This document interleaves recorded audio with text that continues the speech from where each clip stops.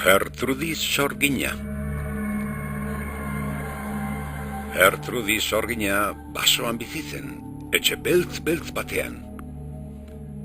Etxe hura bai kanpotik bai barrutik erabat beltza zen. Alfonbrak beltzak ziren, aulkiak beltzak, ohea beltza, bere izara eta manta beltzekin. Etxeko komuna ere beltza zen. Gertrudis Jeremias katuarekin bizi zen etxe beltza hartan. Eta katua ere beltza zen. Ai, eta honela hasi ziren arazoak. Jeremias besaulki batean etzaten zenean, begiak zabalik baldin bazituen, Gertrudisek ikusten zuen, begiak ikusten zizkion behintzat. Baina Jeremias besaulki batean etzaten zenean, begiak itxi eta lo hartzen baldin bazuen, orduan Gertrudisek ez zuen inolaz ere ikusten. Eta, konturatu gabe, bere gainean esertzen zen. Jeremias alfombra gainean etzaten zenean, begiak zabalik baldin bazituen, Gertrudisek ikusten zuen, begiak ikusten zizkion behintzat. Baina Jeremias lurrean etzaten zenean, begiak itxi eta lo hartzen baldin bazuen, Gertrudisek ez zuen inolaz ere ikusten. Eta raus, estropezu egiten zuen. Behin, sakulako muturreko hartu zuen Gertrudis gajoak eta zerbait egin beharra zeukala erabaki zuen. Hala, hartu zuen makilatxo magikoa, astindu zuen airean eta zagere, megere, kirun, karun, pek, hitz magikoak esan zituen. Istante batera, Jeremias etzen katu beltz bat, orain berde azen katua eta distiratsua. Handik aurrera, aulkian lo egiten zuenean, Gertrudisek primeran ikusten zuen katua. Lurrean lo egiten zuenean, Gertrudisek primeran ikusten zuen katua. Eta ohean lo egiten zuenean ere, primeran ikusten zuen. Baina Jeremiasek debekatuta zeukan ohean lo egitea. Eta ohean lotan aurkitu zuen batean, Gertrudisek hartu katua atera etxetik eta belarretan utzi zuen. Baina gura arazoa, Jeremias belarretan etzanda zegoenean, Gertrudisek ezin zuen ikusi, ezta katuak begiak zabalik zituenean ere.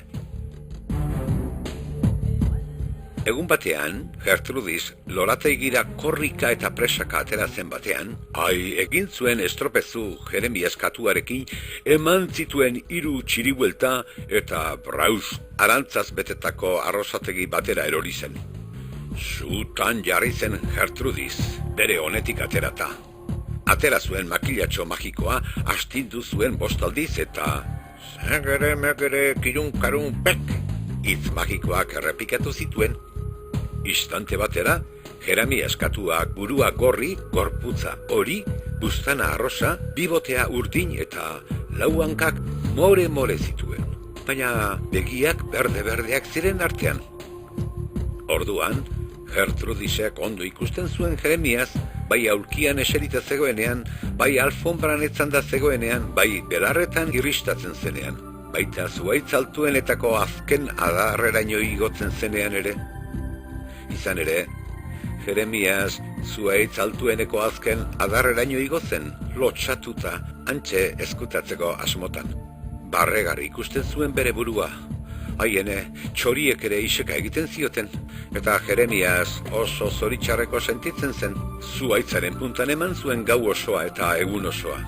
Biharamunean ere, zuhaitzean jarraitzen zuen. Gertrudis kezkatzen hasita zegoen, gero eta kezkatuago. Haiek zalantzak, maite zuen Jeremias eta katuain zoritxarreko ikusteak morrua ematen zion. Orduan, ideia zoragarri bat izan zuen Sorginak. Bere makilatxo magiko astindu, zagere, megere, kirun, karun, pek, esan, eta katu beltz bihurtu zuen berriro Jeremias, eta pozze zurrumbaka jaitsi zen zuaitzetik katua. Geroxeago, Gertrudis Sorginak makilatxoa astindu zuen behin eta berriro eta berriro eta berriro bere hitz magikoak esanez. Istante batera, etxe beltza, etxe hori bihurtu zen, bai, etxe beltzura, etxe horia zen orain, bere teilatu gorriarekin eta ate gorriarekin. Aulkiak zuriak ziren, eta koginak gorriak eta zuriak, alfombra berdea zen, arrosa koloreko loreak zituena. Oea urdina zen izara zuriekin eta manta arrosekin. Komuna zuria, distiratsua. Geroztik, Jeremias katua edonon ikusten zuen Gertrudis sorginak. Eta zegere megere kirunkarun peka, Jeremias katua sorginari miauka.